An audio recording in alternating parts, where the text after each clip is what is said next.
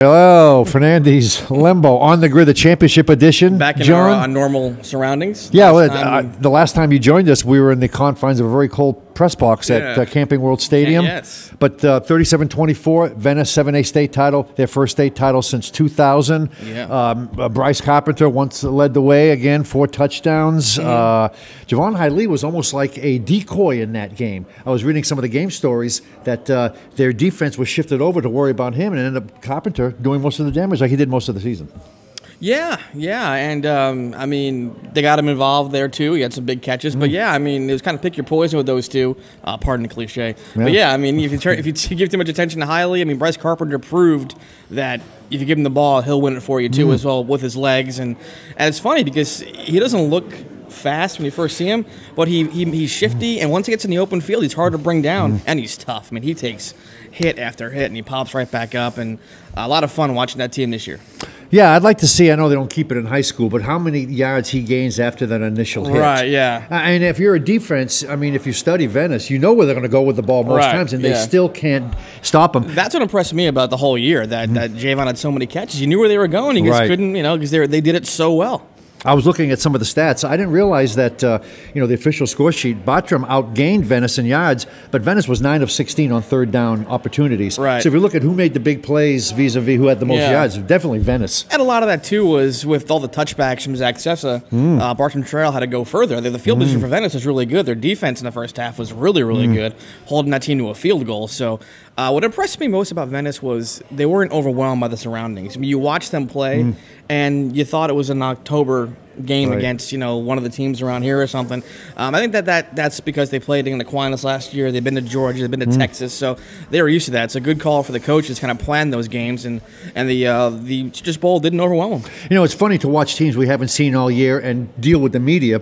We were up in the press box. We were just talking in the green room here that a lot of the people who hadn't seen Venice were surprised as heck that Bartram got down. They were expecting Venice to ultimately roll over and Bartram steal away with the victory. Well, in their defense, I mean, you got 2 Division I quarterbacks, Bartram Trail. And not impressed by them too much in the first half. Well, the defense, I think that's something to say about that. Yeah, but some of those passes were not and quality. There were some drops. There were a couple of drops. Sure, but which I think the defense had a hand in. Yes. But in Bartram's defense, I mean, they played a really good schedule. I guess the 3 games they lost, St. Augustine, Cocoa, and Cartersville, Georgia, all really good teams. Cocoa played for the 4A state title. Augustine was a 6A state semifinalist. So, I mean, they played a tough schedule, won 11 games, racked up a lot of points. And again, I mean, I just think Venice's defense, and I think Venice was the better team. The better team won on Saturday. They were.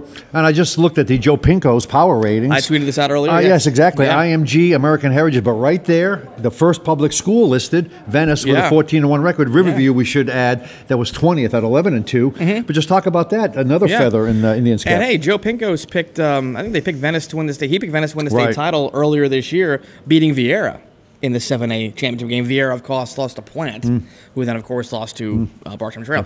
But yeah, great year for Venice. They could lay claim as one of the best teams in the state, regardless of the classification. And a lot of hype coming into the season. They lived up to it, so good for them. And the target was on their back, and they survived. Yeah, they did. Now, going forward, they had 18, 19 seniors. Is it too early to look ahead at what this team might look like next year, and whether they'll go as far, possibly? It's too early to say, right? Losing Carpenter, losing Hiley. They lose a lot of guys, with the way transfers are, who knows? Right. But yeah, I mean, will they go as far? Maybe, maybe not. Who knows? But I'm sure Coach Peacock and the staff, who did great with adjustments this year, and really always do, they'll find some way to get some wins next year. And it's tough to ask anybody to repeat as a state champion, let alone a team losing so many guys. But they'll be competitive, definitely. How about rings? First of all, they got to get rings. What do you say? You're going to buy some Venice swag to pay for the rings? Just reading on the Twitter, Coach Peacock is being adamant to people who buy Venice championship gear to buy it through the team, right? Because that's how they're going to fund the championship rings. Those aren't cheap, so they're selling like championship hats, T-shirts, whatever. So yeah, but yeah, I mean, rings aren't cheap, but I guess they're coming sometime. Not tomorrow. How about the parade? We'll announce that, I'm sure, when it's held. But it's going to, I haven't heard anything about it. Just shut down Venice. I think Venice was shut down last Saturday. I mean, I'm sure it was a ghost town in Venice. Everybody was at Camping World Stadium. I retweeted a tweet that John Peacock put out the very next day, and I think it's emblematic of you work all season to get to a point, and then when it's over, you have a letdown. He said, not sure whether I'm happy or sad, but we did it. I read into that. It was like you work, the kids, now his kids are leaving. That's it. He's I think he's going seniors. He's going to miss the kids, right? Just being around them. Remember after they beat Aquinas, the first thing he said, he's getting a little emotional after beating Aquinas, and he said, "I'm emotional because I only have 7 more days with you guys." Right. I think he's going to miss this group. This is a special group of kids. You know, I think he's going to miss them. I think that's what he's going to miss, being around them at practice and how hard they work, and I think that's what he's going to miss. That's why he's sad. I mean, basically, these players brought him his first his title as a head football coach, so he got a little special feeling. And he said it to me that it's not about him; it's about the players, how hard they work. So yeah, there's definitely a bond there. So good for Venice. Yeah. What else is going on? Well, I would cover Braden River girls basketball last night. A little turnaround. Yeah, Kristen Fulmer, her 4th season. They won no games her first season. They won 4 games last year. They beat Manatee. They're 6-2, 3-0 in the district. They go to Venice on Thursday. Then on Tuesday, they host Lakewood Ranch and what could be the top seed for the top seed. So what a great turnaround. And they have 3 new players, 2 freshmen, Cheyenne Stubbs, Omariah Gordon. Gordon ranked one of the best freshmen in the country. I saw her play last night. She's the real deal. Great point guard. Stubbs is good. And Julia Rodriguez from Riverview, a sophomore, she came over. They're not very big, a lot of guards, but they're fast. They put pressure on you, and they're fun to watch. I mean, you would know better. Is there any history regarding that program at I looked. recent past? I don't think they've ever been to a regional.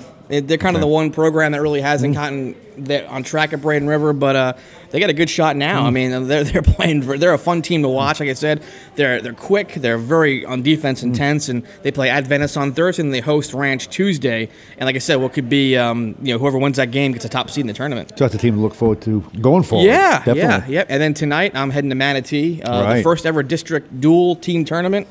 Manatee, Riverview, Northport, and Lakewood Ranch. Whoever wins that wrestles Palm Harbor for the championship, but of course you advance. Yeah, first time they're doing that, the FHS. It's optional, so a lot of teams aren't taking part. But it's a district dual tournament. It'll be a district, regional, state team tournament. So there'll be actually a team champion this year in wrestling. So now that football is over, now we got these other sports. We're not going to call them secondary sports. No, not down here in Florida. But obviously, it's the wintertime sports. Right? It's the wintertime. We're full swing, and that's kind of the one thing when you have a football team go as far as Venice did.